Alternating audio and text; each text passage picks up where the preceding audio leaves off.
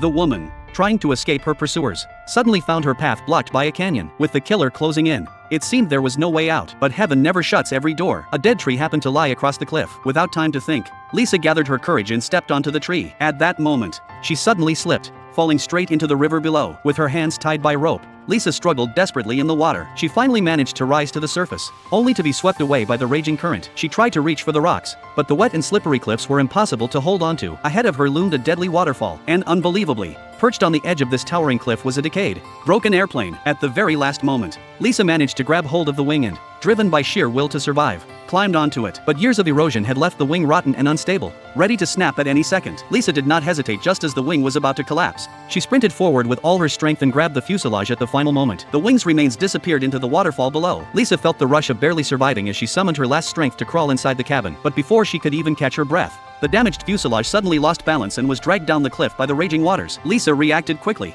sawing the rope against the metal, and in the instant the plane fell, she managed to seize a piece of iron plating on the fuselage. By sheer luck, the plane became wedged between the cliffs, sparing Lisa's life for the moment. Unfortunately, only a rusty frame remained of the aircraft, incapable of supporting her weight. As the wreck began to crumble, Lisa suddenly spotted a parachute pack. With courage, she leapt forward and successfully grabbed it. As she fell, she quickly opened the parachute only to find it full of holes, causing her to plunge downward at high speed. Fortunately, the trees broke her fall, allowing her to land safely. But just as she tried to get back on her feet, an unexpected accident occurred.